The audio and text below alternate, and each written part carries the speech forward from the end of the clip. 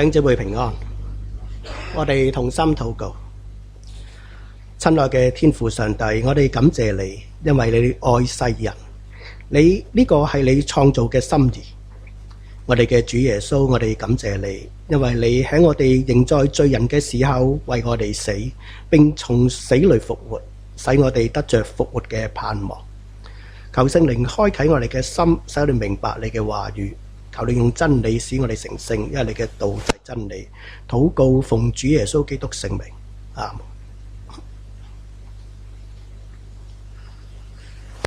今日係復活期第3個主日，所以用嚟講道嘅經文都係同耶穌復活後嘅事情有關。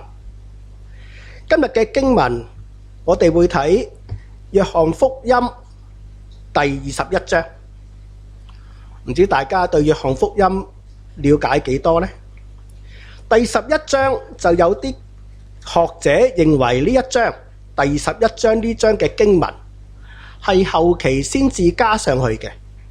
佢哋覺得約翰福音去到第20章就可以完結，所以佢哋會將第21章睇成為係約翰福音嘅後記，意思就係呢一章只係用嚟作為整卷約翰福音嘅補充資料。但係亦有部分學者認為第21章約翰福音第11章係好重要嘅內容，係信徒絕對唔可以忽略嘅信息。呢啲學者指出，喺呢一章裏面，一方面讓我哋見到耶穌係完全了解及體恤門徒嘅軟弱，耶穌係知道佢哋嘅內心嘅害怕同埋不安，從而為佢哋帶嚟最合適嘅安慰。而另一方面，呢一章又讓我哋見到主耶穌要令門徒重新嘅恢復返信心，要佢哋從軟弱當中剛強起嚟，好讓門徒可以接受主耶穌嘅差遣。而我自己亦認為第21章嘅內容係十分之重要，因為跟從咗耶穌3年嘅門徒，佢哋曾經經歷過信仰嘅高峰，佢哋成功咁靠耶穌嘅名去醫病趕鬼，但佢哋亦處於個信仰嘅低谷，因為佢哋見過耶穌被鞭打受苦及被釘死喺十字架上嘅悲慘情景。佢哋嘅信仰喺呢3年嘅經歷有起有跌，經歷過人生嘅高峰，又跌落過人生嘅谷底。而嚟到呢個時候，耶穌出現喺門徒面前，必然係有耶穌嘅目的。而喺門徒喺呢一刻嘅心裏面，耶穌復活已經係千真萬確嘅事。不過門徒喺呢一刻，佢哋卻係需要重新認識呢位從死裏復活嘅主耶穌。亦都因為咁樣，喺呢個時刻，係門徒將呢3年嚟嘅信仰經歷好好咁整理一下，好好思想耶穌同自己嘅關係。我可以話係一個信仰重整嘅好機會。所以第21章嘅經文內容，對於我哋同樣係相信耶穌復活嘅人嚟講，都有極大嘅幫助。我亦期望透過今日嘅講道信息，同樣可以幫助我哋每一位信徒信仰重整。今日嘅福音經文記載喺約翰福音21章1至19節。我讀頭3節俾大家聽。這些事以後，耶穌在提比利亞海邊又向門徒顯現。他怎樣顯現記在下面。西門彼得、叫底土馬的多馬、加利利的迦拿人拿達業、西比泰的2個兒子和另外2個門徒都在一起。西門彼得對他們說：我打魚去。他們對他說：我們也和你一起去。他們就出去上了船，那一夜並沒有打着什麼。經文一開始提到這些事以後，這些事以後其實就包括咗約翰福音第18章去到第20章嘅事情，當中包括有喺耶穌被捕嘅時候，門徒嘅四散逃走，彼得嘅3次唔認主耶穌，門徒喺十字架下面親眼目睹耶穌被釘死及埋葬，以及有門徒親眼見過並經歷過主耶穌嘅復活。而嚟到今次嘅經文就記載到耶穌復活後再一次向門徒顯現嘅詳細內容。大家就咁睇呢3節嘅經文，可能有個疑問：門徒既然已經親眼見過耶穌復活，唔係應該就要去為主作見證，去傳福音咩？點解要返去打魚呢？弟兄姊妹，耶穌確實係復活咗，只不過如果大家熟悉聖經，耶穌復活後嘅身體係超越咗我哋今日理性所能理解嘅範疇，就好似門徒之前因為害怕俾人捉拿，佢哋將自己困喺屋入面，將門都關上。但當耶穌向門徒顯現嘅時候，耶穌卻可以突然間喺屋入面出現。另外，耶穌幾時再出現，有冇明顯咁話俾門徒知道？對於一向性格衝動嘅彼得，一時間根本就冇咁快體會到耶穌嘅心意。呢一刻嘅彼得，縱然已經親眼見過復活後嘅耶穌，但係佢仲未知道身為門徒嘅使命究竟將來要做啲乜嘢。而家嘅佢認為可以做嘅就係做佢過往最熟悉嘅工作，就係去打魚。因此經文就提到佢同其他門徒講要去打魚，而其他門徒就跟住埋佢一齊出海打魚。可惜嘅係，今次打魚嘅收穫令人好失望，因為經文咁樣講，他們就出去上了船，那一夜並沒有打着什麼。根據以色列人打魚嘅習慣，漁夫都喜歡喺晚上出海打魚，因為憑經驗，夜晚先至係打魚嘅最好時機。彼得係個老練嘅漁夫，佢當然知道喺幾時喺邊度可以打到最多嘅魚，但今次佢哋竟然整晚都打唔到魚。我哋可以猜想得到，門徒打咗一整晚嘅魚，卻毫無收穫。佢哋唯有帶着失望嘅心情預備返上岸，而且我哋又可以估計得到佢哋嘅心裏面應該有更多嘅憂慮同埋不安，因為喺呢一刻，佢哋連最有把握嘅捕魚工作都把握唔到。弟兄姊妹，好多時人都以為可以過着好有把握嘅生活，不過今日嘅世界變得太快，就令好多人把握唔到將來。自從網絡嘅興起到 AI 人工智能嘅使用，大大咁改變咗我哋嘅生活模式以及工作方法。由社交媒體嘅普及，加上網絡短片嘅盛行，將新一代嘅年青人帶入一個自我嘅狀態入面。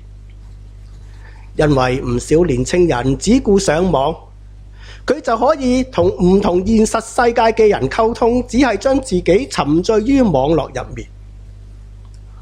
而而喺網絡入面，年青人又因為淨係揀自己喜歡嘅類型同埋啱自己立場嘅影片嚟睇，久而久之反而縮窄咗佢哋嘅眼光，令佢哋唔願意接受別人嘅意見，變得更加嘅自我。另外 ，AI 人工智能嘅發展亦變得越嚟越普及。我不得不承認 AI 確實幫到人用少咗時間嚟揾資料及處理某啲嘅事情，但係同時卻令到一啲工作有可能被人工智能所取代，就令到一啲人對自己嘅職業睇唔到有將來，對未來感到不安。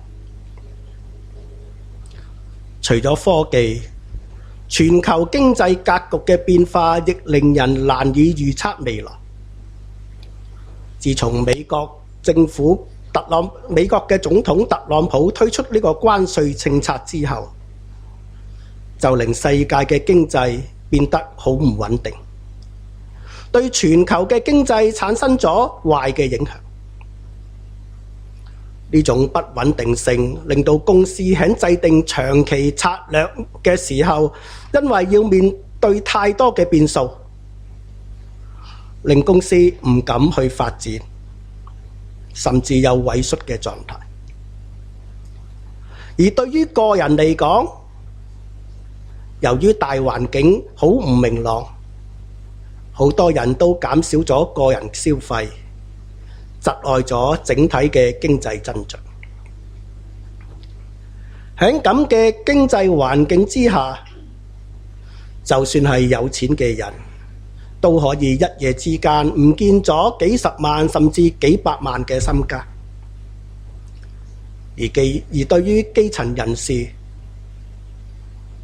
喺咁嘅經濟環境下，就容易失去工作，或者出現入不敷支嘅情況。今日人已經唔能夠靠住過往嘅經驗，可以有能力掌握未來。今日嘅世界令人變得越嚟越迷茫，越嚟越不安。喺今日嘅經文入面，呢班本來好有經驗打魚嘅門徒，呢一刻佢哋同樣係唔能夠靠住過往嘅經驗嚟把握未來。門徒亦感到十分之迷茫同埋不安。就喺人感到迷茫同埋不安嘅時候，耶穌就再一次向門徒顯現。今次係耶穌第3次向門徒顯現，但呢次嘅顯現係有啲特別，因為今次耶穌為門徒做咗好多嘢。至於係啲乜嘢，喺跟住嘅經文就有詳細交代。喺跟住嘅經文第4至第8節，我又讀俾大家聽。天剛亮的時候，耶穌站在岸上，門徒卻不知道他是耶穌。耶穌就對他們說：孩子們，你們有吃的沒有？他們回答他：沒有。耶穌對他們說：你們把網撒在船的右邊，就會得到。於是他們撒下網去，竟拉不上來，因為魚很多。耶穌所愛的那門徒對彼得說：是主。那時西門彼得赤着身子，一聽見是主，就出上外衣跳進海裏。其餘的門徒因離岸不遠，約有200肘，就坐着小船把那網魚拉過來。從呢幾節嘅經文見到，門徒雖然唔知道企喺岸上面嘅人就係耶穌，但係當呢個人，當耶穌叫佢哋將網撒喺船嘅右邊就會打到魚，門徒就跟住去做，而結果係網到嘅魚多到拉都拉唔到上嚟。呢個似曾相識嘅場面，就喺呢個時候就令到一個門徒，呢個門徒應該係約翰。約翰警醒到，企喺岸邊叫佢哋撒網嗰個人就係耶穌。而當彼得知道岸上嘅人係耶穌之後，性格衝動嘅佢一如既往，佢就係第一個跳落水去揾耶穌嘅人。就算當時架船離岸有200肘咁遠，200肘係肘呢個單位係當時嘅長度單位，一肘等於今日嘅18寸，200肘就等於大概300尺。而彼得咁樣做係希望盡快去到耶穌嗰度。至於其他門徒亦坐住船，同埋將之前打有魚嘅網拉到岸邊。之後當門徒上咗岸，耶穌已經為佢哋預備咗炭火燒好嘅魚同埋餅，好讓門徒可以充飢恢復返體力。咁睇嚟呢一個係圓滿嘅結局，但係經文唔係嚟到呢度就完結。喺第21章仲有後半部分，當中就記載到耶穌同彼得嘅一番對話。喺第21章15至17節，大家都熟悉嘅經文，我唔讀俾大家聽啦。就係耶穌3次問彼得是否愛佢，而耶穌嘅提問其實係想幫助彼得，要佢信仰重整。返咗教會一段時間嘅弟兄姊妹都應該知道，當耶穌被捕嘅時候，彼得因為害怕受到牽連，係連續3次唔肯話認識耶穌。不過我想大家同時知道嘅係，當彼得第3次唔認耶穌嘅時候，佢就痛哭起嚟。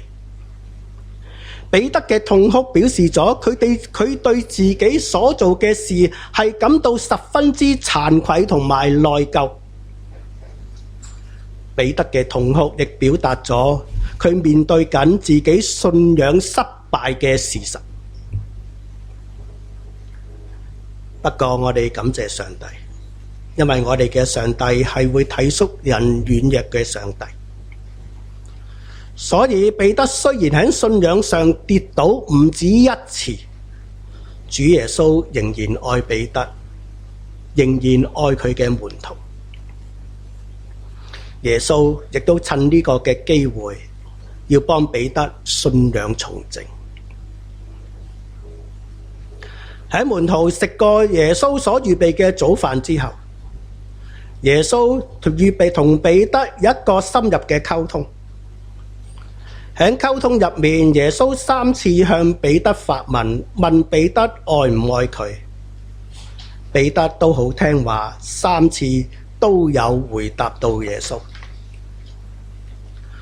不過，如果大家好仔細咁睇呢段經文，當耶穌問到第3次嘅時候，經文嘅記載係咁樣嘅，第17節，我讀俾大家聽。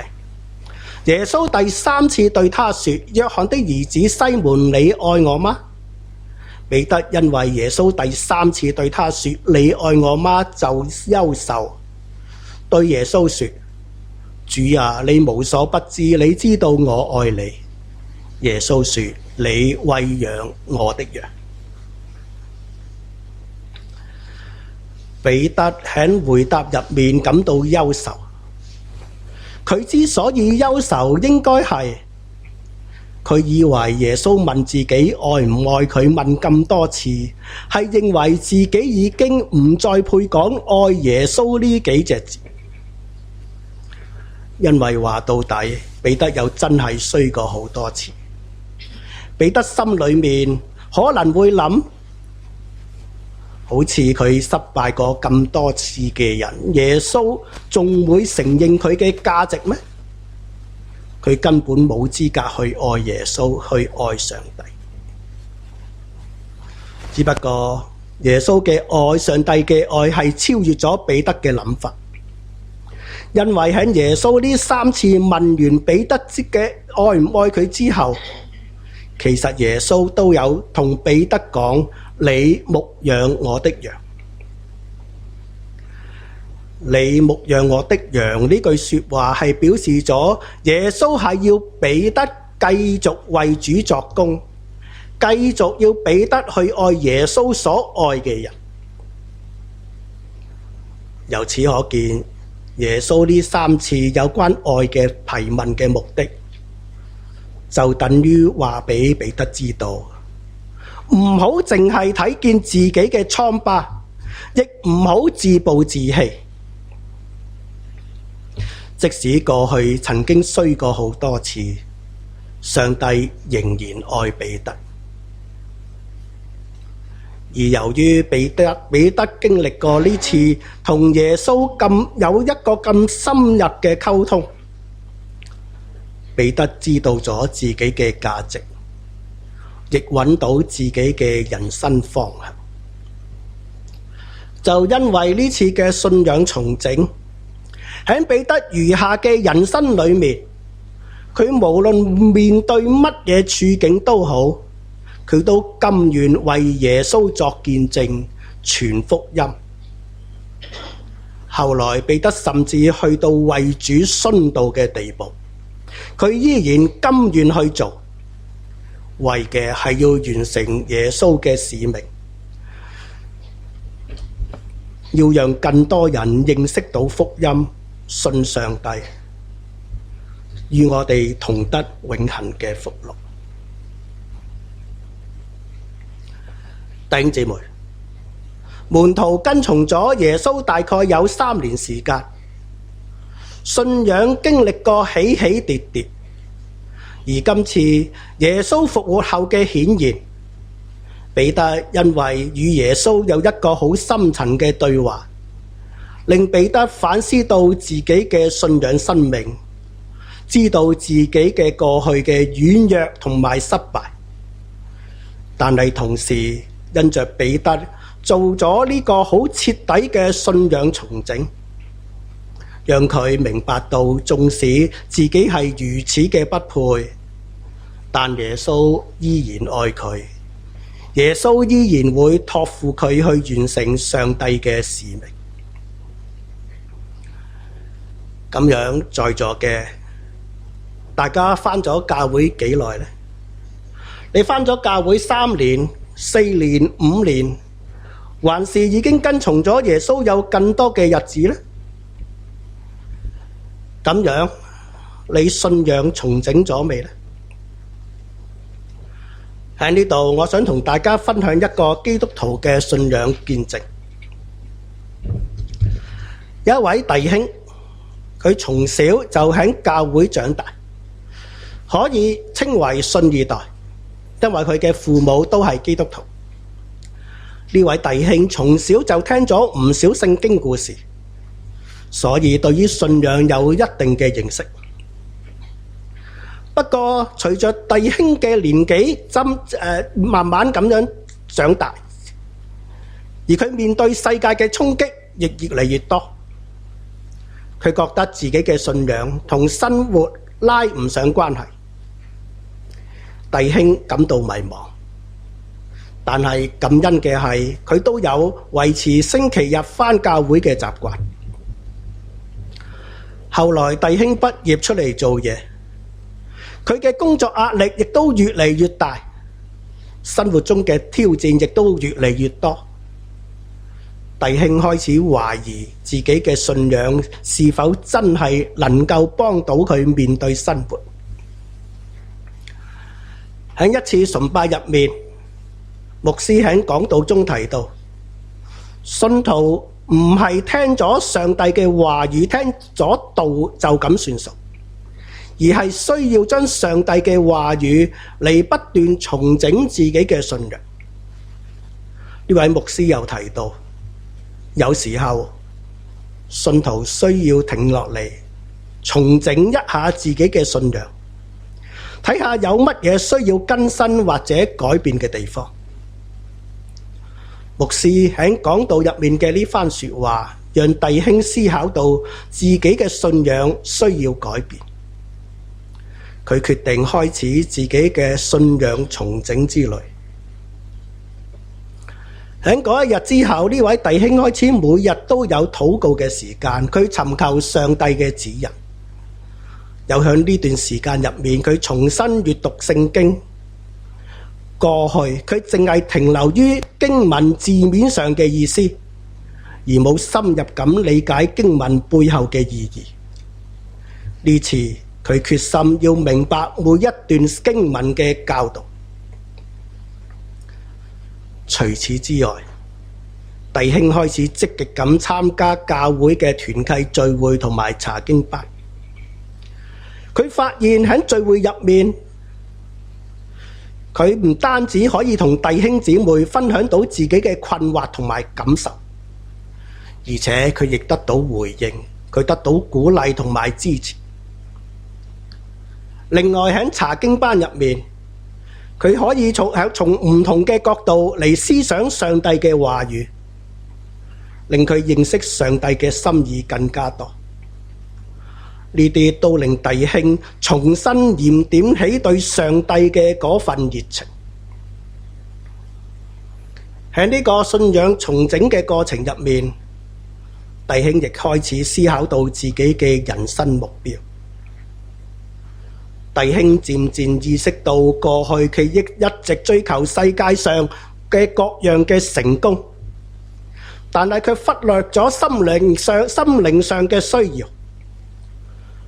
佢決定改變自己嘅生活方式，將更多嘅時間同埋精力投入到服務他人嘅事情上。自此之後，凡係教會舉辦嘅社區服事活動，佢都會盡量抽時間參與。佢好想幫到嗰啲弱勢社群，因為佢心裏面清楚知道呢個係主耶穌好想佢去做嘅事。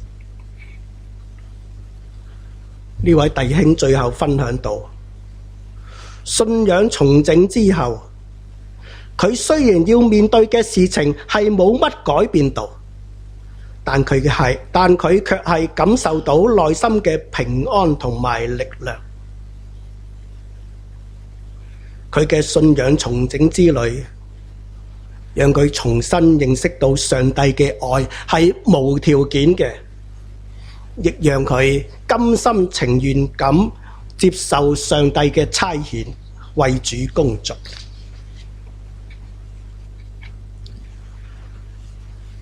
親愛弟兄姊妹，若果今日主耶穌問你，你愛我嗎？你會點樣答呢？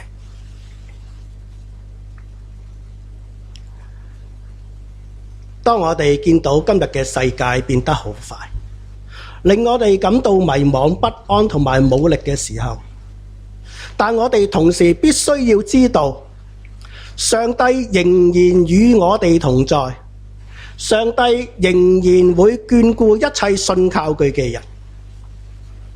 所以今日嘅信息係要話俾大家知，無論你返咗教會幾耐，認識上帝幾多都好，我都邀請你信仰重整。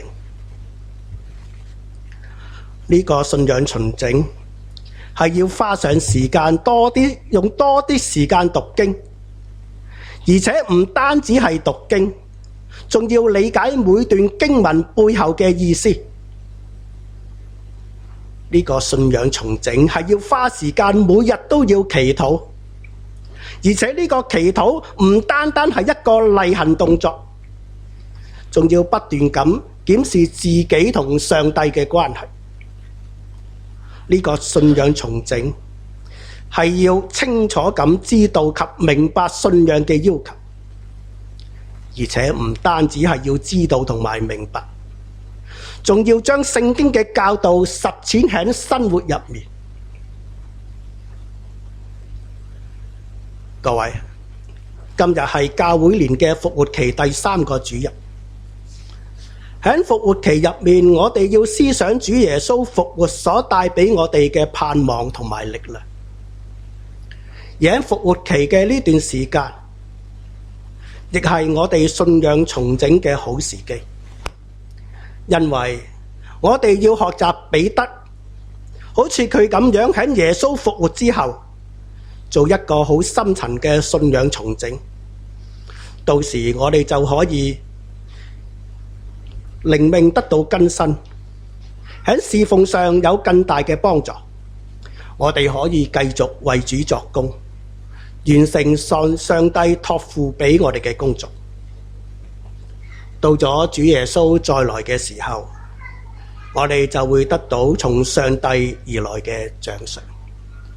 願榮耀歸於聖父、聖子、聖靈，起初如此，現在如此，將來也如此，永世無窮。阿們。我哋同心禱告。